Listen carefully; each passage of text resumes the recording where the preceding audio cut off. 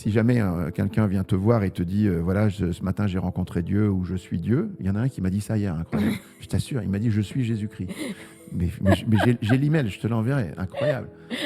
Et cette cause, il faut bien qu'elle ait une cause, et cette cause peut-être en a une autre, mais on ne peut pas avoir une infinité de causes. Il faut bien qu'il y ait une cause première qui donne l'existence à tout ce qui existe. Comment ça se fait que les niveaux d'énergie des atomes d'hydrogène soient toujours les mêmes? Cette question de Dieu dont on parle, c'est une question hyper importante. La science moderne, elle est née du christianisme. Dieu a créé un monde comme il voulait, il est libre, il est rationnel, et donc on va l'étudier, on va observer ce qu'il a fait.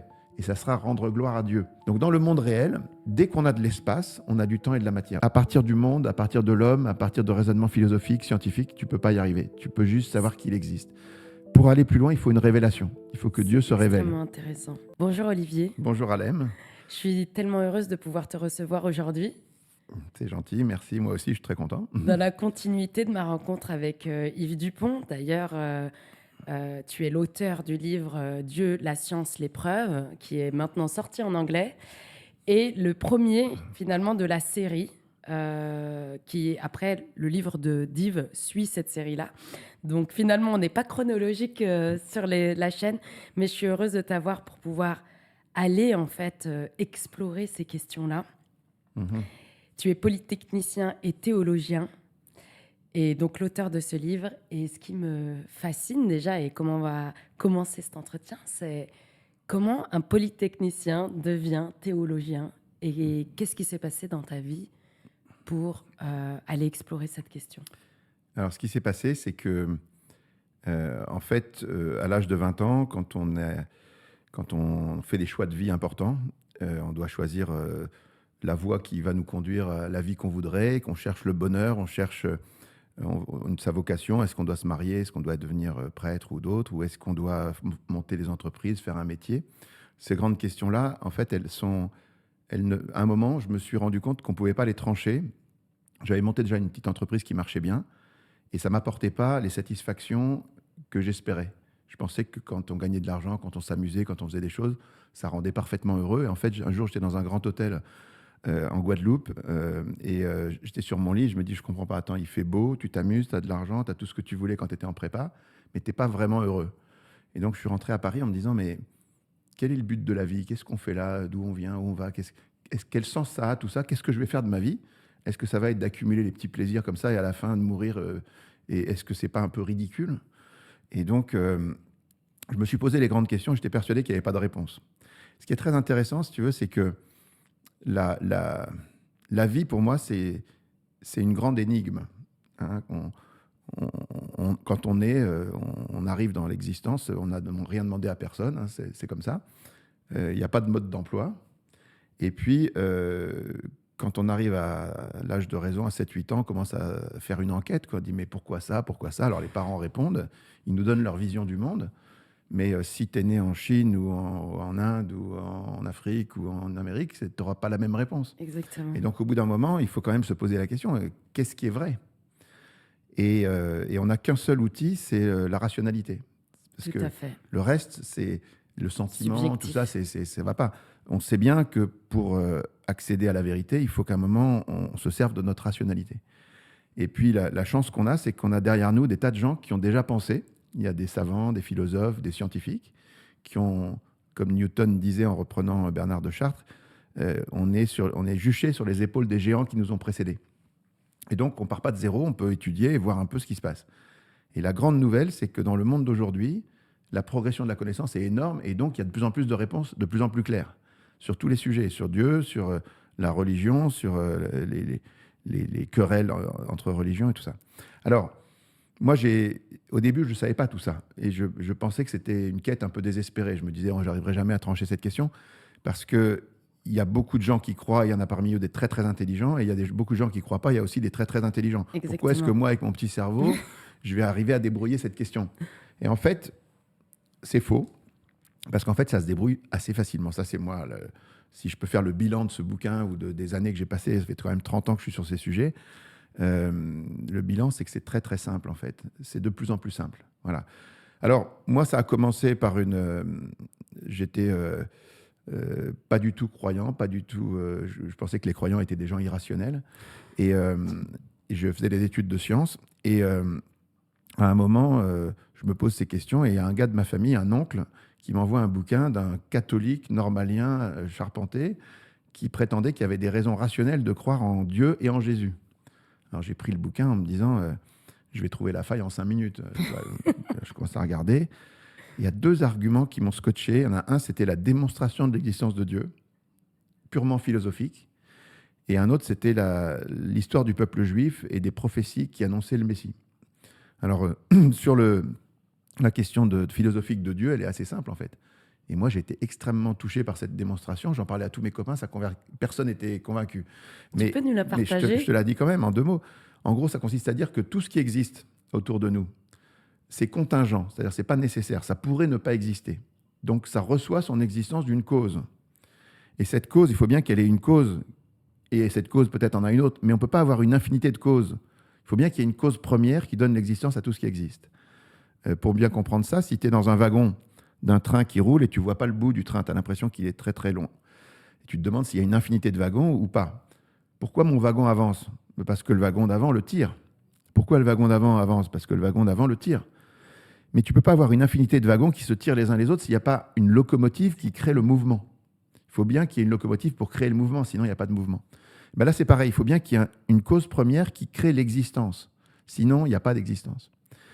Et cet argument, il vient de Platon, d'Aristote, de saint Thomas d'Aquin, de Leibniz.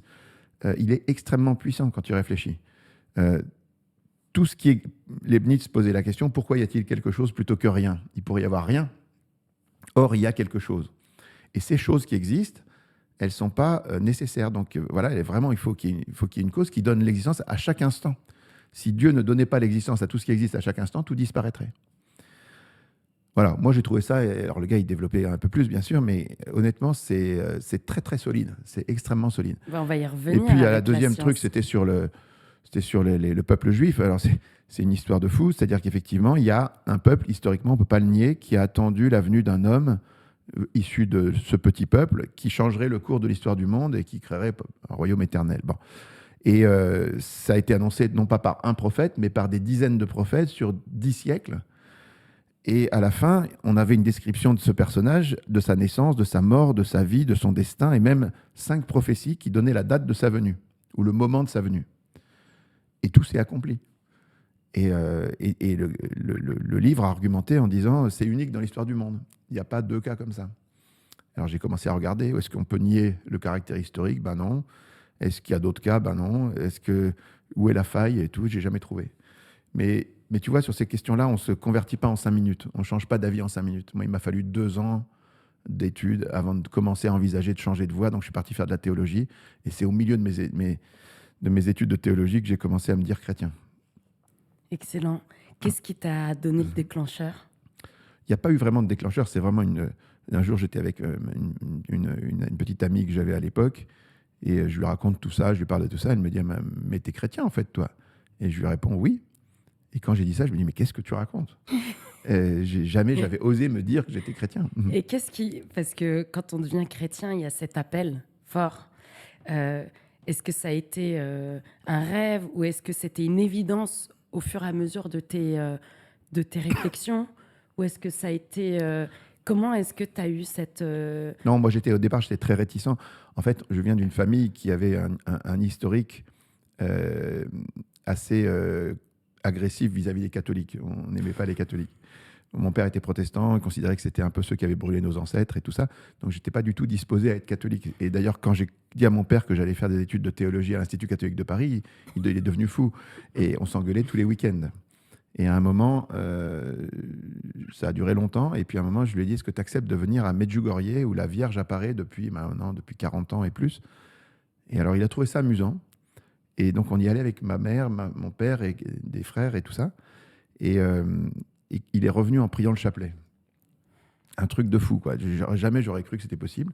Et donc, à partir de là, mon père s'est converti, est devenu catholique. Ma mère est redevenue catholique alors qu'elle était catholique quand elle était jeune. Et puis, ma sœur, qui était protestante, s'est mariée avec un protestant, mais à l'église catholique, après être devenue catholique. Et mes 2 autres frères qui n'étaient pas baptisés se sont fait baptiser catholiques. Et le dernier est devenu prêtre. Et il y a même des cousins qui se sont fait baptiser à ce moment-là. Donc ça a été, Dieu est rentré dans la famille à fond. Voilà, donc il y a eu tous ces événements. Et honnêtement, c'est j'ai trouvé que c'était une super bonne nouvelle parce qu'en fait, cette question de Dieu dont on parle, c'est une question hyper importante.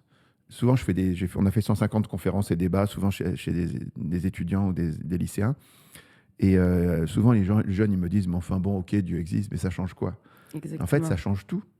Parce que s'il n'y a pas de Dieu, c'est-à-dire s'il n'y a rien d'autre que l'univers matériel, on est des atomes qui se sont constitués dans une configuration particulière sous l'effet des forces de la chimie, de la physique. Et cet amas de cellules va disparaître et puis sera une autre configuration, mais en fait, peu importe. Il n'y a pas de bien et de mal. Il n'y a pas de tout est permis, comme dit Dostoïevski. Il n'y a pas de loi naturelle, il n'y a pas d'avenir, tout va passer et à la fin, sens, il n'y a pas de sens, voilà, il n'y a rien du tout.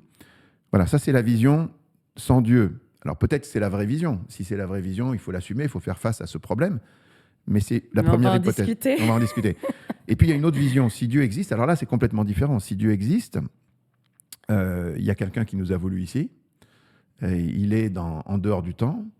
Il y a un bien et un mal, il y a des lois naturelles, il y a un sens, il y a un avenir, et puis il y a même une éternité où tout ce qu'on va construire dans l'éternité, ça a une valeur infinie par rapport à tout ce qu'on a sur la Terre. Parce que sur la Terre, ça passe, donc c'est relatif, c'est limité. Alors tout ce qui va durer éternellement, évidemment, ça a une valeur infinie. Donc c'est plus du tout le même monde. C'est-à-dire si Dieu existe ou s'il n'existe pas, c'est le jour et la nuit. Et donc ma première surprise quand j'étais jeune, c'était de me dire, mais comment ça se fait qu'on n'en parle pas plus ? Comment ça se fait que cette question, elle n'est pas au journal de 20 heures, elle n'est pas à l'ONU, elle n'est pas... c'est la question essentielle. C'est l'héritage d'une... Enfin, moi, ce que je dis, une culture matérialiste forte, où il y a eu une division un combat spirituel, historique entre la science et Dieu, pour pouvoir faire avancer la science. Ouais. Alors ça, il faut vraiment l'expliquer, ça aussi. Parce que la science moderne, elle est née du christianisme. Et je vais t'expliquer pourquoi. Il y a eu de la science chez les Grecs, chez les Égyptiens, en Mésopotamie, en Chine, dans le monde arabe, avant la période barbare. Mais ces sciences-là ont été toutes limitées par des principes théologiques ou métaphysiques faux. Par exemple, les Grecs croyaient que tout ce qui était après la Lune, le monde sublunaire était mouvant, mais après la Lune, c'était divin. Donc tout était circulaire, tout était éternel, tout était parfait. Donc ça les empêchait de réfléchir sur ce qui se passait au-dessus. Et au Moyen-Âge, quand l'Église prend le contrôle de la société, elle crée ce qu'on appelle les universités, c'est-à-dire c'est des endroits où on rassemble le savoir, on essaie de progresser, parce qu'il y a une notion dans le christianisme de l'Esprit Saint nous conduit à la vérité tout entière, une notion de progrès.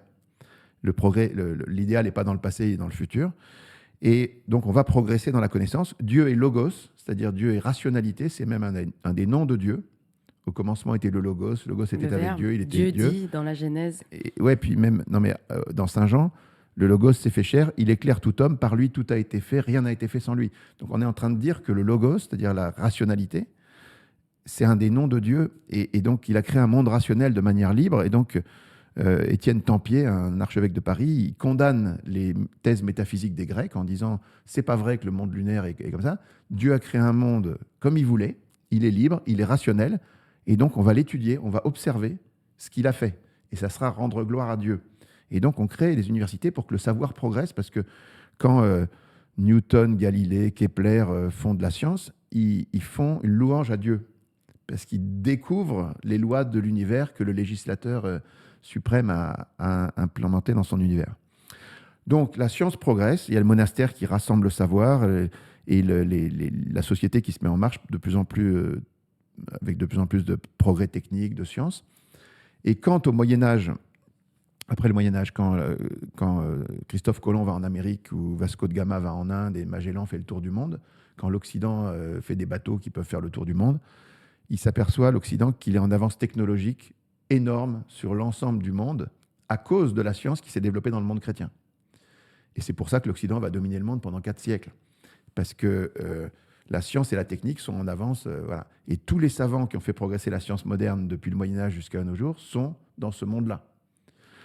Et donc, voilà. Donc, c'est pour ça que la science est née de l'Église. Donc, c'est une absurdité totale de dire que l'Église est contre la science. Il y a un seul... C'est la première fois que j'entends ça. Non, mais bien sûr. Merci du partage, Olivier. Et alors, dans la collection Dieu, la science, l'épreuve qu'on a lancée chez Très Daniel, où il y a le livre de Yves Dupont, il y a aussi un livre de Stephen Meyer, qui en a traduit de l'anglais, qui s'appelle « Le retour de l'hypothèse Dieu », où il a 2 chapitres où il détaille ça de manière absolument documentés.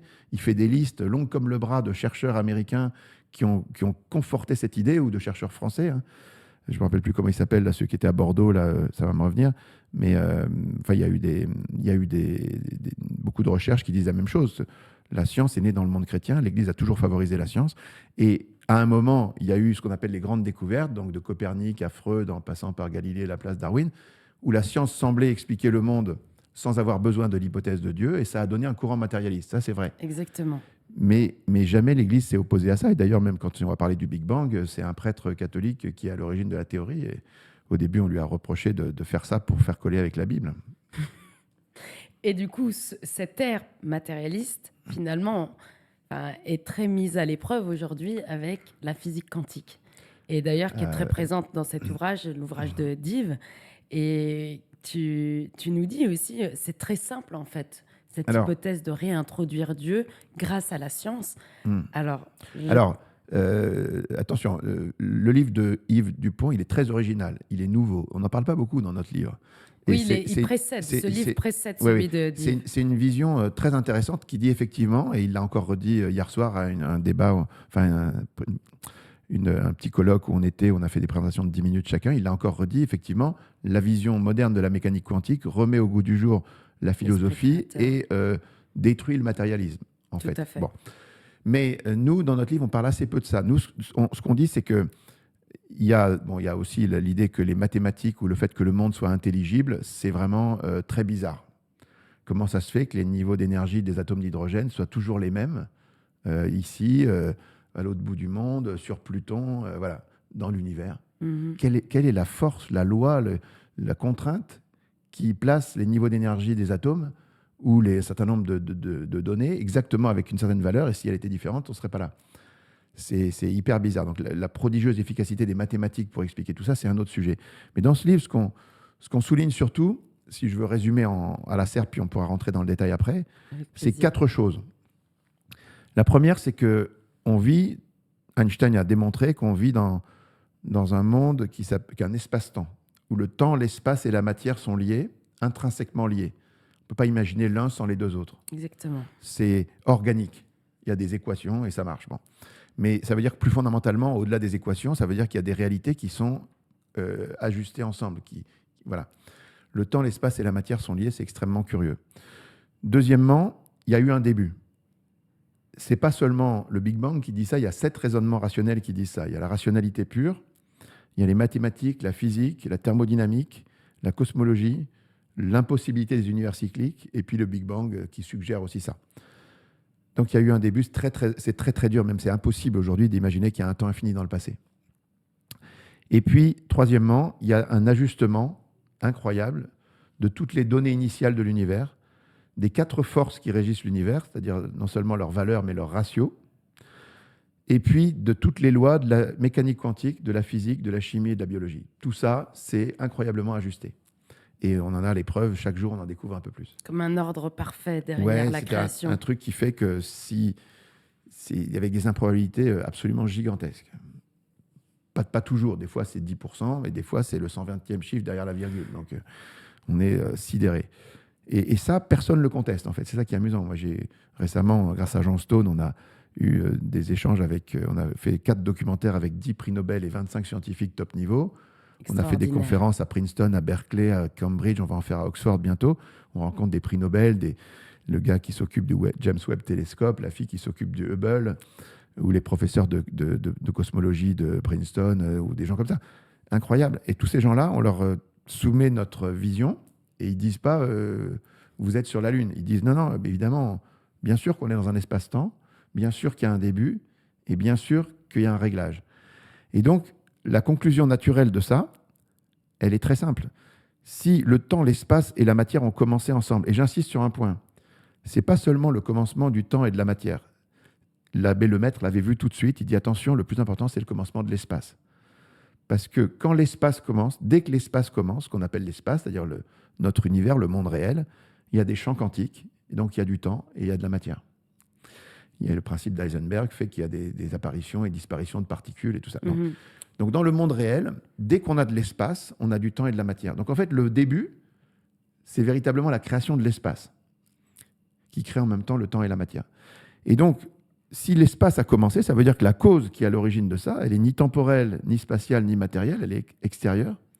Elle a eu la puissance de créer tout ce qui existe, et elle a en même temps tout réglé pour qu'on puisse être là un jour. Je veux dire, c'est le portrait robot de Dieu. Attention, pas du Dieu des religions, d'un Dieu basique, d'une entité, un être qui est transcendant, qui est d'ordre spirituel et qui a créé avec intelligence un monde, et puissance un monde pour que l'homme puisse advenir.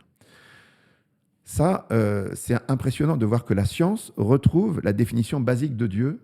Ah non, voilà. Mais aujourd'hui, et le quatrième point, le dernier point, le quatrième point, c'est que toutes les alternatives pour essayer d'expliquer ça avec une vision athée sont mortes ou sont en état de coma éthylique. Tu peux nous donner un exemple? En fait, le problème des athées, ça va être d'expliquer le début et le réglage.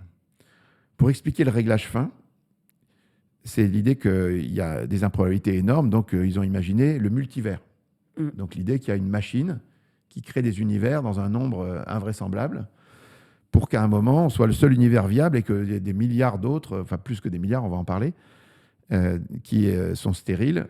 Et puis nous, la machine a créé un univers qui marche. Le problème, c'est que ça ne marche pas pour 4 raisons. La première, ce n'est pas la plus grave, c'est que c'est une théorie qui est complètement spéculative et qui est en dehors du champ scientifique parce qu'elle est invérifiable. Le deuxième point, c'est que ça explique en rien la beauté et l'harmonie de l'univers. La beauté et l'harmonie de l'univers reposent sur des harmonies de proportions, de couleurs, du nombre d'or et tout ça, qui sont présents partout dans notre univers. C'est extraordinaire. Les recherches sur le nombre d'or... Voilà. J'avais un ami qui est mort malheureusement, qui avait fait une recherche gigantesque là-dessus. Donc, en fait, le beau est rare. Le beau est quelque chose de difficile. Si tu veux t'en persuader, tu prends un tableau, tu essaies de peindre quelque chose et tu verras que le beau, c'est rare.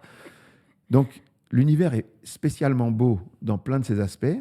Et comment on peut expliquer ça? Si c'est seulement du hasard, il n'y a aucune raison. Ça peut être un truc fonctionnel qui est absolument hideux, qui n'a aucune proportion agréable et tout ça. Nous, on sait bien distinguer ce qui est beau et ce qui n'est pas beau. Il y a des trucs, on dit c'est moche, quoi.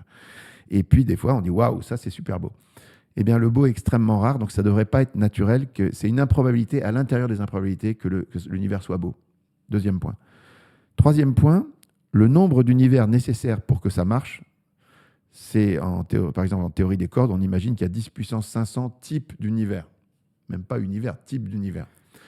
Et 10 puissance 500, alors moi je parle avec on a été relu dans ce livre par des tas d'athées très compétents qui ont dit surtout vous ne le mentionnez pas, mais en tout cas, excellent. Mais en tout cas on a été relus, on a eu des dialogues très intéressants. Les gens ils disent oui, pourquoi il n'y aurait pas 10 puissance 500 univers? Alors 10 puissance 500, il faut essayer de visualiser ce que ça veut dire. Si je te dis de compter jusqu'à 1 milliard en prononçant un chiffre chaque seconde, jour et nuit, il te faudra plus de 30 ans. Et si tu dois compter jusqu'à 1 milliard de milliards de milliards, il te faut 2 milliards de fois la durée de l'univers. Tu vois ce que c'est 2 milliards de fois la durée de l'univers? C'est un chiffre. Et là, on est à 10 puissance 27. Donc, tu imagines ce que c'est 10 puissance 500? C'est un chiffre qui n'a aucun sens. C'est un chiffre... Et je ne parle même pas de la biologie, parce qu'en biologie, il y a des gens qui disent que pour qu'on arrive à faire une cellule, il faudrait qu'il y ait 10 puissance 340 000 univers. Donc voilà, si on est athée et qu'on veut régler le problème du réglage fin par le multivers, qui est la seule option, il n'y en a pas d'autre, il faut croire qu'il existe en vrai, quelque part, un nombre aussi dingue d'univers. Bon, moi, ça me paraît déjà complètement délirant. Mais le plus grave, c'est le quatrième point. Le quatrième point, c'est celui qui a fait que Stephen Hawking a dit les multivers, c'est mort. En fait, l'idée du quatrième point, c'est que imagine un processus naturel, c'est-à-dire une machine qui crée des univers. Pour qu'elle crée les univers avec des valeurs qui rendent la vie viable, il faut qu'elle trouve, par exemple, la constante de gravité à 6,67, 10 puissance moins 11. Bon. Mais si tu tapes dans une frange très petite, si tu tapes entre 0 et l'infini, tu n'as aucune chance de tomber sur ça. Donc, il faut que la machine, pour avoir 6,67, il faut qu'elle tape entre 5 et 10 ou entre 2 et 20. Mais si elle tape entre 20 et 30, elle ne trouvera jamais 6,67. Donc, il faut qu'elle soit bien réglée, cette machine. Mais par qui? Et donc là, c'est ce que dit Hawking. En fait, le multivers, qui tente d'expliquer le réglage fin, suppose une métallo, une loi suprême, qui le règle lui-même. Et donc, ça ne résout rien. Donc, c'est mort, en fait. Le truc est mort. Voilà. Et puis, les autres théories que lui aussi a écrit avant sa mort, je ne sais pas s'il a écrit, il a dit à son disciple, là, Hertog, il a dit que la théorie du tout, elle est morte aussi. Évidemment, la théorie du tout, c'est l'idée que par des principes généraux, on devrait avoir absolument la force de gravité qui a exactement cette valeur-là. Elle ne pourrait pas en avoir une autre, mais on ne voit pas d'où ça peut sortir. C'est impossible. Et donc, il reste que Dieu. Simplement pour le réglage fin, parce que le multivers explique en rien le début de l'univers. Mais alors, le début, c'est encore plus rigolo, parce que pour expliquer le début, on a des contorsions de gens intelligents qui disent des trucs complètement débiles. Alors, il y a des gens qui sont moins intelligents que d'autres. Par exemple, Lawrence Krauss, là, il dit, voilà, on va créer l'univers, va se créer tout seul à partir de rien. Mais ou des gens qui disent, l'univers se crée avec une fluctuation quantique. Mais en fait, ils n'ont rien compris, parce qu'une fluctuation quantique, pour qu'elle existe, il faut déjà que l'espace existe. Exactement. Donc, ce n'est pas le début. Moi, je te parle du début de l'espace. Et donc, le début de l'espace, c'est un énorme problème. Et donc, il y a des gens qui, comme Krauss, disent bon, ça va se créer à partir de rien, mais quand il parle de ça, il explique que le rien, en fait, c'est quelque chose. Donc, ça ne marche pas. Et puis, même un gars aussi brillant que Stephen Hawking, il dit because there is a law such as gravity, the universe can and will create itself from nothing. Et cette phrase, elle contient deux non-sens. Deux trucs illogiques. Le premier, c'est que s'il y a une loi comme la gravité, alors c'est pas nothing, c'est something. Il y a quelque chose. Et donc, il ne va pas se créer à partir de rien, il va se créer à partir de cette loi, mais d'où elle sort cette loi? Et puis, se créer soi-même, c'est pas possible. Tu peux pas te créer toi-même. Parce que pour se créer soi-même, il faut se précéder et se créer. C'est juste illogique. Personne. Et donc, John Lennox, qui est notre ami à Oxford, un grand mathématicien, il a dit nonsense remain nonsense even when talked by world famous scientists. Une absurdité reste une absurdité même quand elle est dite par un gars mondialement connu. Voilà. Donc on est dans cette situation incroyable où, en face de ce que la science nous dit, l'hypothèse de Dieu fonctionne parfaitement et en face, c'est un champ de ruines. Il n'y a plus rien. Alors quand on discute de ça, j'ai eu la chance de discuter avec des prix Nobel ou des gens importants là-dessus. Et je leur ai exposé la vision. Et je leur ai dit, qu'est-ce que vous en pensez? Est-ce qu'on est bien dans un espace-temps? Oui, 100%. Est-ce qu'il y a un début? Ah oui, c'est difficile de dire le contraire. Est-ce qu'il y a un réglage fin? Oui, 100%. Est-ce que l'hypothèse de Dieu fonctionne? Ben oui, bien sûr, on peut toujours prendre l'hypothèse de Dieu. Mais nous, en tant que scientifiques, on ne peut pas. Si on prend l'hypothèse de Dieu, on arrête de travailler. Non, mais là, tu soulèves quelque chose de fort, je trouve, de notre société aujourd'hui. C'est que comment est-ce que on est dans une ère où la physique quantique remet tout ça au jour, en tout cas amène des questions métaphysiques, philosophiques, certaines, et il y a encore cette réticence ou cette émotionnalité entre science et... Alors là, on parle de Dieu, certains autres scientifiques un peu plus modérés parlent de conscience. On a eu Jean Stone qui disait non mais c'est encore plus extraordinaire que la conscience elle-même. La conscience, c'est encore autre chose. La conscience, c'est encore autre chose. C'est-à-dire que les expériences de mort imminente, c'est une autre manière d'aborder les choses, montrant qu'il y a une autre réalité que notre réalité. Si tu veux, ce qui est fantastique, c'est que tout converge. Et c'est normal, parce que la question de Dieu, elle est binaire, c'est oui ou c'est non. Exact. La seule chose qui nous empêche de savoir, c'est notre manque de connaissance. Mais comme la connaissance progresse, tous les clignotants se mettent soit sur le rouge, soit sur le vert. Là, ils sont et en ce moment, ils se mettent tous sur le vert. C'est pas dans un domaine, c'est dans tous les domaines. C'est ça qui est incroyable. Tu parles de mécanique quantique, mais oui, bien sûr, tu parles de mathématiques, c'est la même chose.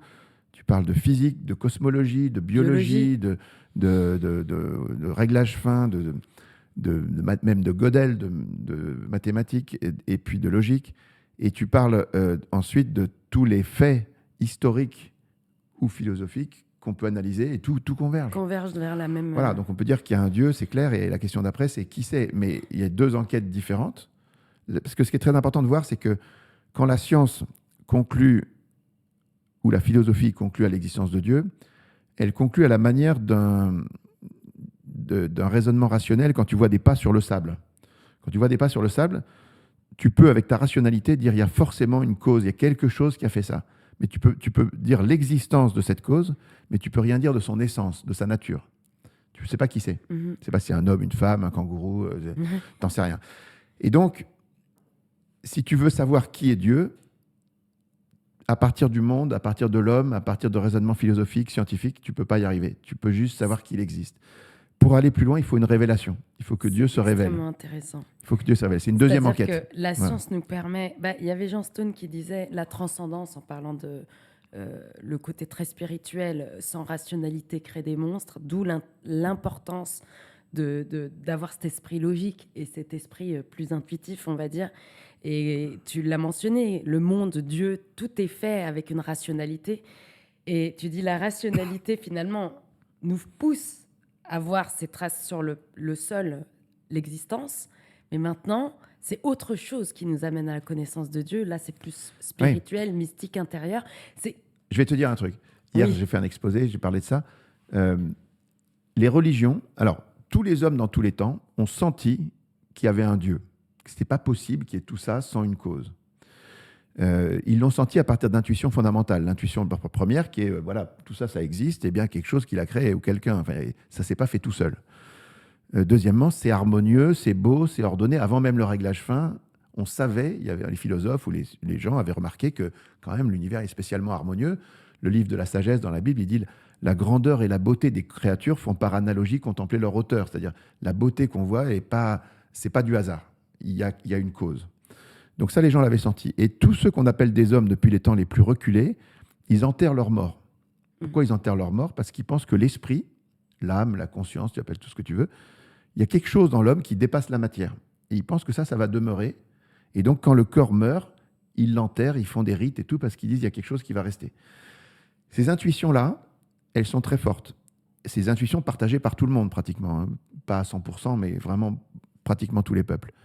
Et les philosophes en ont fait des preuves formelles. Ils ont formalisé ça dans des raisonnements plus serrés.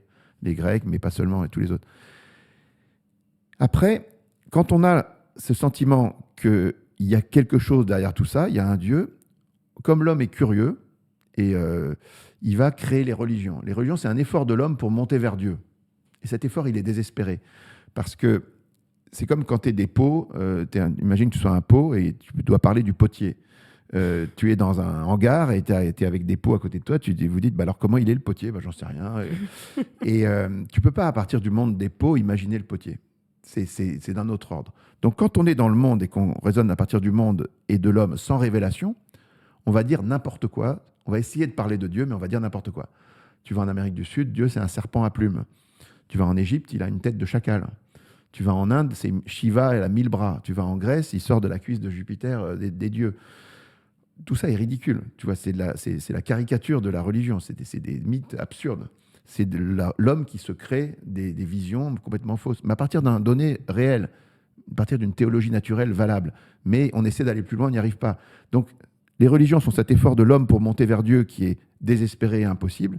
Mais le christianisme, c'est tout le contraire. C'est Dieu qui descend vers l'homme. Alors là, ça peut devenir intelligent. S'il y a une révélation. Alors, il n'y a pas que le christianisme qui prétend avoir une révélation. Il y a les chrétiens, les juifs, les musulmans, les scientologues, les New Age, les youtubeurs parfois, les Raël, Moon, enfin, il y a plein de gens. Voilà. Ouais. Et donc, quand il y a une révélation, il faut faire une deuxième enquête et se demander quelles sont les raisons d'y croire. Si jamais quelqu'un vient te voir et te dit voilà, ce matin j'ai rencontré Dieu ou je suis Dieu, il y en a un qui m'a dit ça hier, incroyable. Je t'assure, il m'a dit je suis Jésus-Christ. Mais j'ai l'email, je te l'enverrai, incroyable. Bon, on a eu le professeur Jacques Besson, qui est psychanalyste et médecin en Suisse, qui s'est ouvert à toutes ces questions. Et il dit qu'une fois, il a eu le cas où il a eu 2 Jésus-Christ, 2 personnes qui... il les a mis dans la même pièce. Et il se disait rien. Et il dit c'est là où on voit qu'il y a une dissociation. Il y a quelque chose d'autre qui ne fonctionne pas. Donc si quelqu'un vient et qui prétend qu'il a une révélation de Dieu pour aller plus loin et dire plus de choses sur Dieu, il faut lui demander où sont les raisons de croire. Où sont les raisons de croire à ça? Et en fait, c'est ça qui m'a amené dans la suite de mon histoire. Rationalité, révélation. Et là, de nouveau, on utilise la rationalité. C'est que la rationalité. Il n'y a que ça qui te permet d'aller à la vérité. Alors non, le cœur peut à un moment... Mais le cœur, il faut faire attention. Bien sûr, le cœur a ses raisons que la raison ne connaît pas.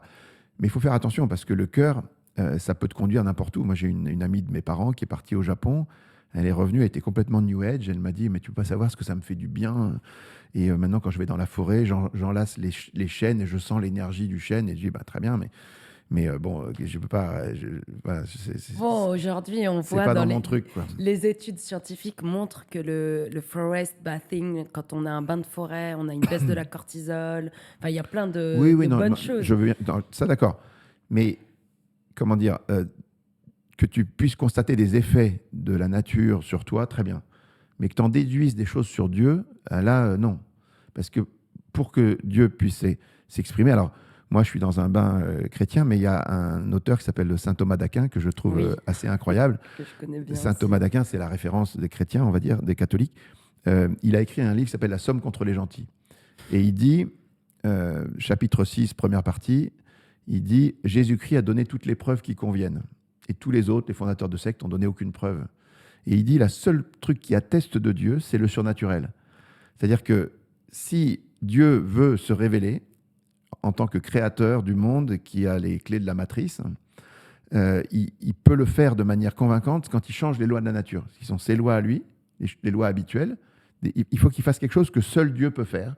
Et dans ces cas-là, on reconnaît. Voilà. Marcher sur l'eau. Et il dit Jésus, voilà, Jésus, il est venu, il a changé l'eau en vin, il a marché sur l'eau, il a arrêté les tempêtes, il a ressuscité les morts, il s'est occupé des aveugles et des sourds.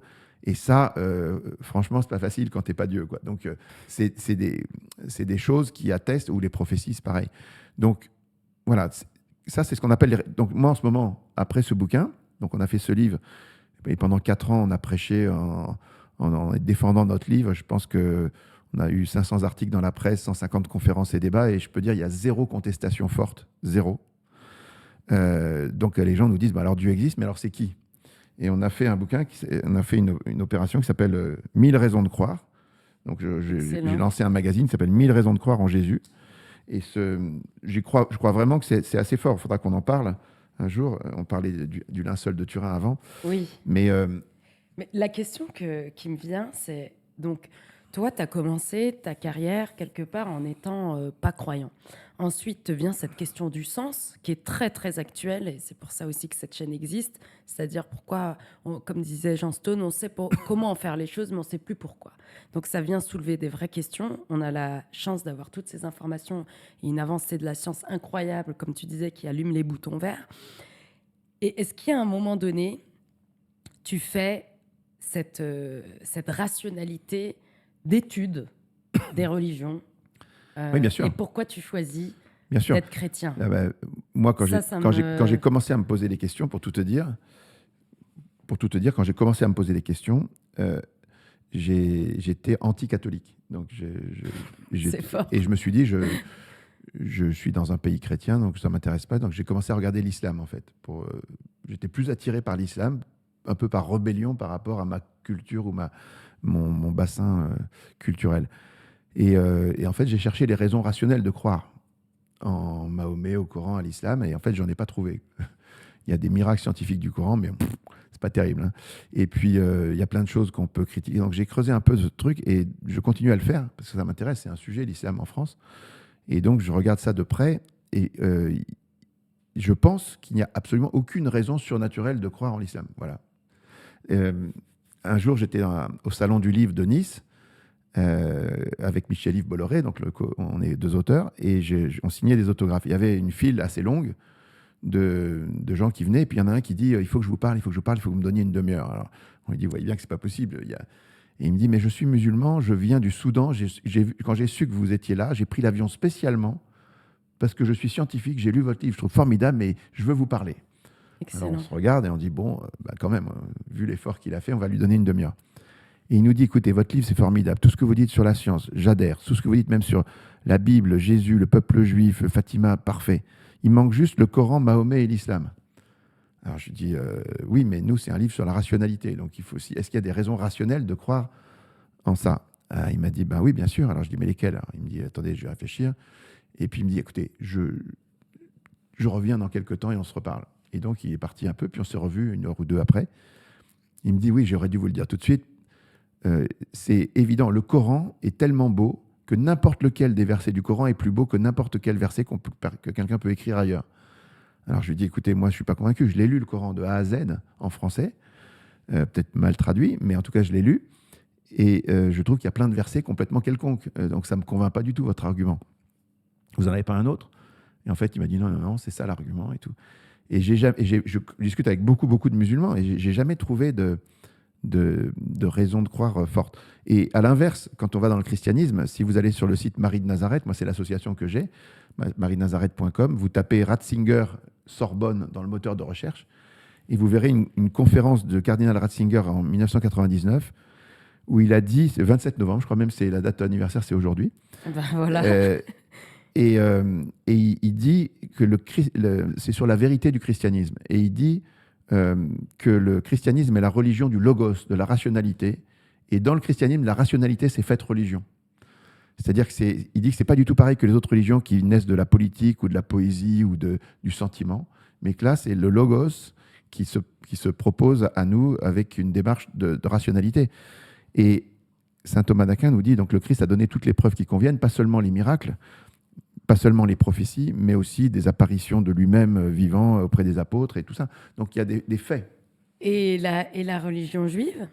Alors je parle beaucoup avec des juifs parce que j'ai fait une vidéo qui a déclenché les foudres de deux rabbins. J'ai fait une vidéo qui s'appelle les prophéties bibliques désignent le Messie d'Israël ou quelque chose comme ça sur la chaîne YouTube Marie de Nazareth qui a fait presque 2 millions de vues.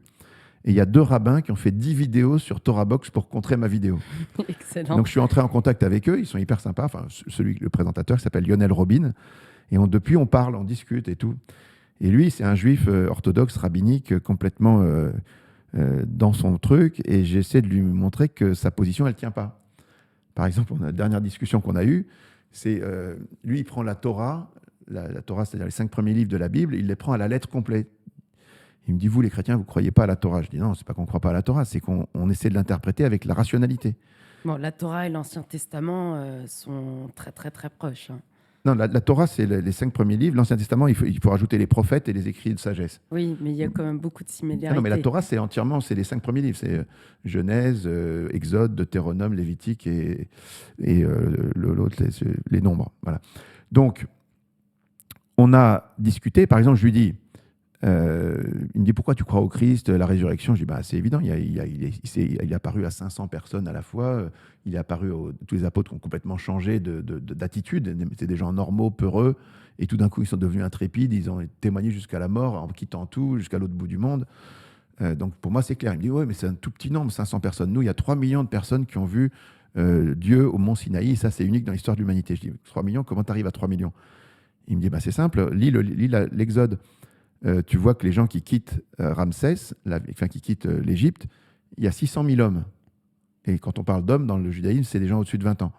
Et donc il y a 600 000 femmes en plus les enfants et les vieillards. Et tu arrives en gros à 3 millions. Je dis, mais tu crois quand même pas qu'il y a 3 millions de personnes qui sont sorties d'Égypte?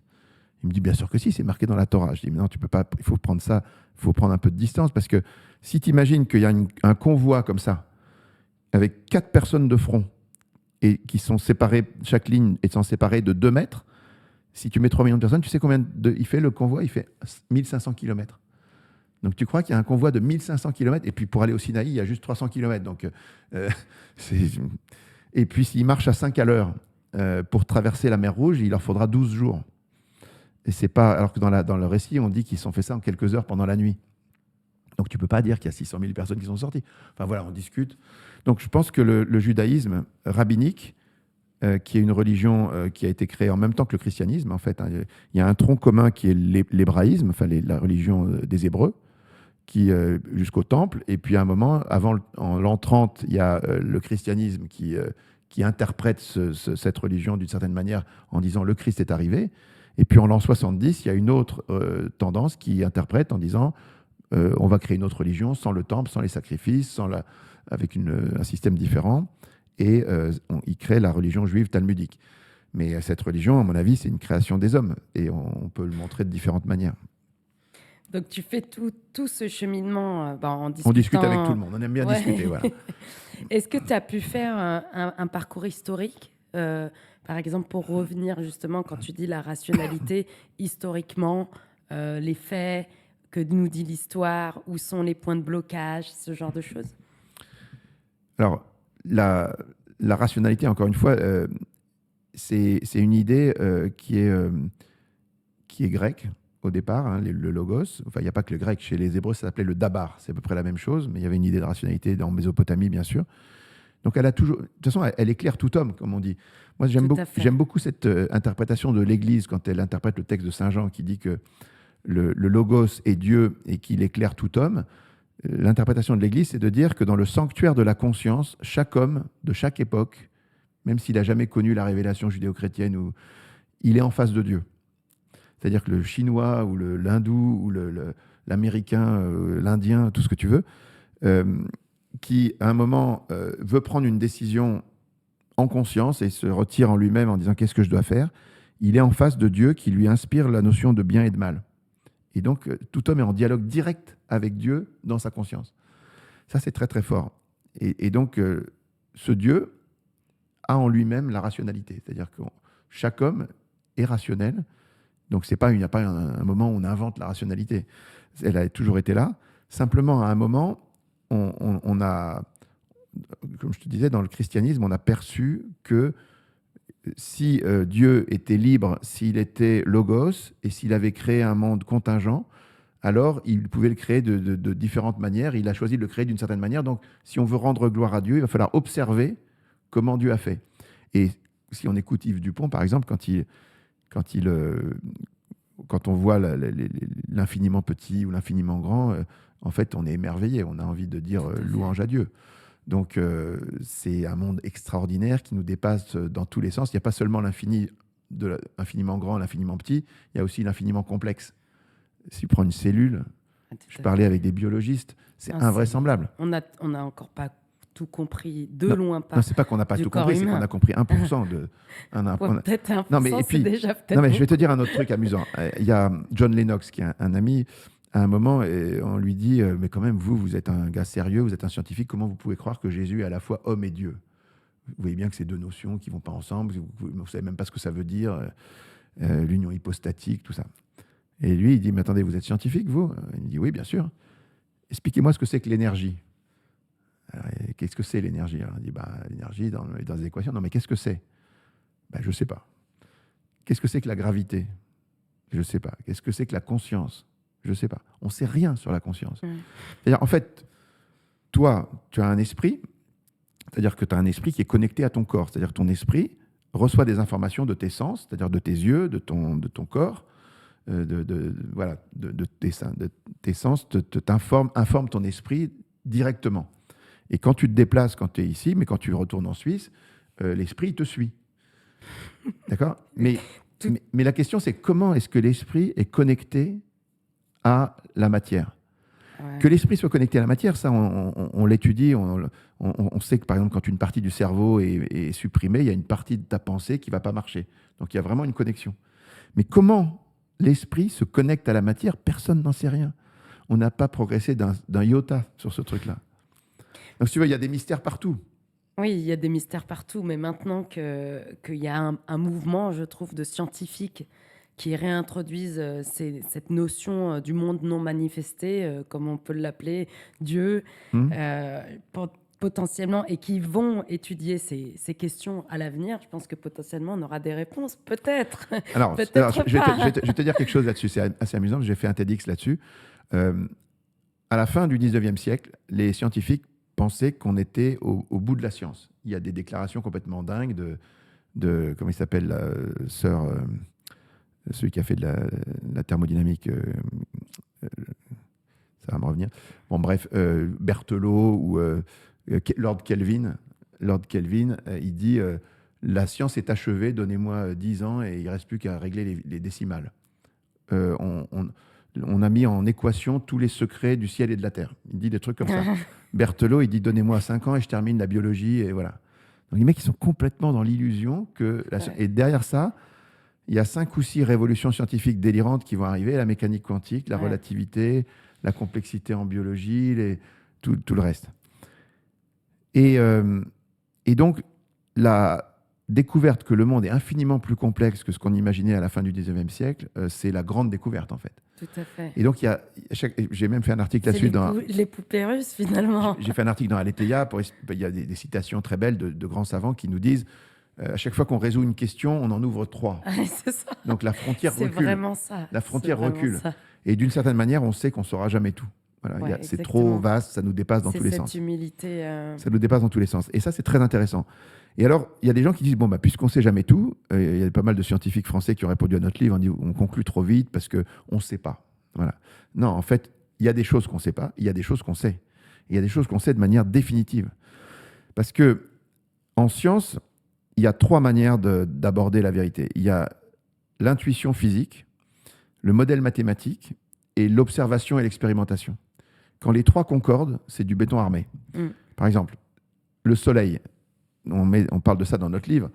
Dans l'Antiquité, tous les peuples pensaient que le soleil, et pas seulement les Grecs, tout le monde pensait que le soleil et la lune étaient des divinités, qu'ils étaient éternels et qui ne changeaient jamais. Et puis arrive le peuple hébreu, il dit non, nous on a un Dieu qui nous a dit que ça, c'est juste un luminaire, c'est un truc qui a été, c'est 2 luminaires, un pour la nuit, un pour le jour. Et ils ont eu un début, ils auront une fin, et c'est Dieu qui les a créés. Donc dans l'Antiquité, les Hébreux sont les seuls à dire une absurdité comme ça. 2000 ans après, on sait qu'ils ont raison, mais on sait de manière définitive. Parce que sur le Soleil, on a l'intuition physique, on sait que c'est des réactions thermodynamiques qui transforment l'hydrogène en hélium, et on sait comment ça marche. On a le modèle mathématique, on sait combien il y en a et à quelle vitesse ça va disparaître. Et on a l'expérimentation et l'observation. Donc que le Soleil ait eu un début et qu'il aura une fin, c'est du béton armé. C'est-à-dire c'est plus en débat. Et on ne reviendra jamais là-dessus. Que l'univers soit en expansion, pareil. Intuition, modèle mathématique, observation, terminé. Et donc, il y a toute une série de choses où on est certain. Et puis, il y a toute une série de choses qu'on ne sait pas. Mais quand on a besoin de gravir une paroi, quand on est dans les Alpes et qu'on veut monter, on cherche des prises accessibles et solides. Et quand tu as des prises accessibles et solides, tu montes, tu prends et hop, tu montes. Les prises qui sont accessibles mais fragiles, elles ne te servent à rien. Les prises qui sont inaccessibles, elles ne te servent à rien non plus. Donc en fait, ce qui t'intéresse, c'est les prises solides sur lesquelles tu peux t'appuyer. Et nous, c'est ce qu'on fait avec ce livre. On prend les sujets qui sont clos, les sujets qui sont certains, qui ont des implications délirantes, parce que le jour où tu es certain qu'il y a un début à l'univers, ça a des implications délirantes. Et ça n'empêche pas qu'on n'a pas répondu à toutes les questions. Et c'est pas grave d'avoir de la matière noire ou de l'énergie noire ou des tas de trucs qu'on ne sait pas. C'est pas grave parce qu'il y a des choses qu'on sait. Merci. Avant de conclure, j'ai encore deux petites questions. Pour ceux qui découvriraient le sujet ou qui découvriraient l'épisode aujourd'hui et toute cette discussion très enrichissante, quel conseil tu pourrais donner pour quelqu'un peut-être qui, par exemple, qui est dans la même situation que toi avant que tu fasses tout ce chemin de sens et toutes ces recherches, de trouver sa foi et de nourrir sa foi?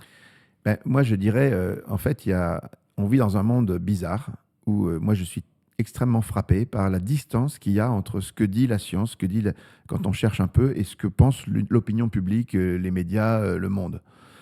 Le monde nous explique que, en gros, Dieu n'existe pas, ou il existe, il y a plein d'options.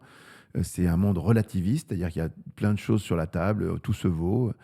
Et puis, on nous présente dans ce monde le bonheur comme étant l'argent, l'honneur, le succès, une grande illusion. Les paradis artificiels, l'impureté, voilà, toute une série de choses voilà, qui en fait sont des impasses, qui t'amènent dans le mur. Exactement. Et il y a une autre doctrine qui est fondée depuis 2000 ans ou plus, et qui dit non, Dieu existe, il est amour. Et en fait, le vrai secret de la vie, c'est, puisqu'on est à son image, et ce qui rend vraiment heureux, c'est d'aimer, d'être aimé, de faire aimer. Et donc, même si c'est douloureux, parce que les saints ou les gens qui vivent dans la vérité, ils en prennent plein la figure souvent sur la terre. Mais c'est quand même un bonheur profond et durable, dit la Bible, de servir le Créateur de tout bien. Donc en fait, il y a un bonheur profond, même si ce n'est pas un bonheur superficiel, on peut avoir des épreuves bien sûr, mais le vrai bonheur, il est dans cette voie-là. Et ce n'est pas le bonheur seulement sur la terre, il y a un enjeu d'éternité. C'est un truc de fou, ça. Moi, c'est le truc qui me fascine le plus. C'est-à-dire, ce n'est pas le pari de Pascal, mais en gros, un petit peu quand même. C'est-à-dire que si c'est vrai qu'il y a un Dieu et qu'il y a une éternité, alors la vraie vie, elle est après. Là, c'est juste un passage qui va durer très peu de temps. Moi, j'étais très copain de Claude Bébéar, là, qui vient de mourir, qui m'a énormément aidé dans tous mes projets. Un jour, il m'appelle au téléphone, il me dit « Olivier, il faut que tu viennes me voir ». Alors, je dis « Ah bon ?» Il me dit « Il doit avoir un truc important ». Il avait juste une question théologique, il me dit « Est-ce que tu trouves que c'est raisonnable de jouer l'éternité sur 70 ans ?» Je dis « Vous voulez me parler de ça ?» Je dis « Oui. Enfin, je vois ta religion. » Parce qu'il est quand même catholique, mais il prenait un peu de distance. Il me dit « Ta religion, elle dit ça. Elle dit qu'on va être éternellement en enfer au paradis. » Et tout. Alors, je dis « Putain, c'est un sujet énorme. » Mais il a raison. En fait, c'est vrai que ça pose des grosses questions. En même temps, c'est vrai aussi que si l'éternité existe, ce qui a vraiment de la valeur, c'est là. Et c'est pour ça qu'il y a des gens qui, de manière très raisonnable, peuvent donner leur vie sur la terre en étant religieux, prêtres, ou en sacrifiant leur vie pour le bien ou pour un autre, au nom de valeurs plus grandes qui ont un écho dans l'éternité. C'est pas du tout irrationnel. C'est même très rationnel. Donc moi, je dis aux gens qui se posent des questions, qui n'ont jamais abordé vraiment ces questions-là, d'abord, je dis, premièrement, c'est des questions essentielles. Une histoire qui m'avait bouleversifié, si on peut dire, quand j'étais jeune, c'était raconté par un apologète qui s'appelle Messori. Il dit, quelqu'un se réveille dans un train qui roule dans la nuit et il ne se souvient pas à quel moment il est monté dans le train. Alors, il est très embêté, il regarde les gens dans le compartiment. Il y en a qui sont en train de faire des mots croisés, d'autres de tricoter. Il a dit, écoutez, je suis très gêné, on va où et on vient d'où? Et les gens lui disent, je ne sais pas. Alors, il fait le tour du wagon, il va voir tout le monde, personne ne sait. Et il revient, il dit, attendez, vous êtes tous des dingues. Vous êtes dans un train qui roule à fond, vous ne savez pas d'où on vient, vous ne savez pas où on va, et vous faites des mots croisés et vous tricotez. Et bien, ça, c'est une parabole de la vie, parce que, comme on disait au début, cette vie-là, on est embarqué dans un train, on ne sait pas d'où on vient et on ne sait pas où on va, mais si on ne se pose pas ces questions-là, on vit comme des légumes. C'est pas bien, c'est pas rationnel. Il faut qu'on se pose ces questions-là. Et ce qui, à mon avis, empêche les gens de se les poser vraiment et de les rechercher, c'est qu'ils croient qu'on ne peut pas y répondre. Et ben moi, ce que je leur dis, c'est pas moi qui leur dis. Jésus, dans la Bible, dans l'Évangile, il dit « Demandez, on vous donnera, cherchez, vous trouverez, frappez, on vous ouvrira ». Et je pense que c'est une promesse du Christ qui est extrêmement forte, parce qu'effectivement, qui cherche trouve. Exact. C'est une philosophie de vie. Et aujourd'hui, plus que jamais, encore une fois, avec la progression de la connaissance, c'est plus simple que jamais. Je dis tout le temps, il n'y a jamais eu autant de preuves de Dieu et de Jésus aussi que maintenant. Ça éclate, si vous voulez. Et ça va devenir de plus en plus clair parce que, comme on disait, la connaissance progresse. Merci Olivier. Une dernière question pour conclure. Comme tu sais, j'ai à cœur aussi de mettre toute cette connaissance entre science et foi au service des femmes et des familles qui n'ont jamais été autant fragilisées aujourd'hui. Si tu avais un conseil à donner, je sais que tu es aussi papa de 6 enfants. Et 7 petits-enfants. Voilà. Et si tu avais un conseil à donner aux femmes, aux familles, pour garder cette famille harmonieuse et cette... Je pense qu'aujourd'hui, encore une fois, le monde nous raconte des histoires quand il nous raconte que l'homme et la femme, le wokisme et tous ces machins-là, de changer de genre et tout, c'est vraiment des absurdités invraisemblables. C'est-à-dire qu'il fallait attendre le 21e siècle pour avoir des trucs pareils, quoi. On est chez les fous. Donc, je pense que ce qui a fait le succès du christianisme au temps de l'Empire romain, c'est pas seulement les martyrs et la foi des premiers chrétiens qui étaient impressionnante, ils se laissaient manger par des lions et tout pour pas renier, c'est aussi la vision de l'homme et de la femme et de la société. Parce que ce que proclame la révélation, c'est que Dieu a créé l'homme à son image, il a créé homme et femme, ils ont une égale dignité et ils ont des rôles complémentaires. Et que la famille est de droit naturel, c'est-à-dire c'est quelque chose qui est inscrit dans les gènes de la création, c'est Dieu qui l'a voulu. C'est pas seulement chez les hommes, il y a des familles chez les animaux. Enfin, et préserver la famille, bien sûr, souvent les gens rejettent Dieu parce qu'ils disent si j'adhère à Dieu, je vais perdre ma liberté, je vais avoir des contraintes, on va m'obliger à changer ma vie, enfin, ça va me rendre malheureux en fait. Mais en fait, pas du tout. Oui, bien sûr, il y a des contraintes. Quand on est marié, on a une contrainte de rester fidèle à sa femme. Ah, le mariage, c'est challengeant. Non, mais voilà. Qu'est-ce que c'est élévateur aussi. C'est une contrainte. Mais ceux qui ne respectent pas cette contrainte et qui divorcent et qui finissent leur vie tout seuls, c'est mieux ou pas? Pour les enfants, pour eux, c'est une catastrophe. Donc en fait, c'est des contraintes qui sont là pour notre plus grand bonheur. Quand Dieu nous donne les règles de vie, c'est pas pour nous embêter, c'est pour nous conduire vers ce qu'il y a de plus grand et ce qu'il y a de mieux pour nous. Encore faut-il faire une union en conscience, Oui, bien sûr. fondée sur des Bien sûr, valeurs non, bien sûr. communes, etc. Non, je ne parle pas des cas particuliers ou des. Oui, oui. Mais je dis le cas général. Pourquoi Dieu, pourquoi dans les lois naturelles, il y a l'homme, la femme, la famille, les enfants, une cellule privilégiée que la société devrait protéger davantage? Ben parce que c'est pour le bien de l'homme. C'est pour le bien de la stabilité des enfants, l'éducation, pour des tas de choses qui sont bonnes. Et si on rate ça, si on disloque tout ça, ben les fruits sont mauvais. Merci Olivier, merci pour ta présence. Merci beaucoup.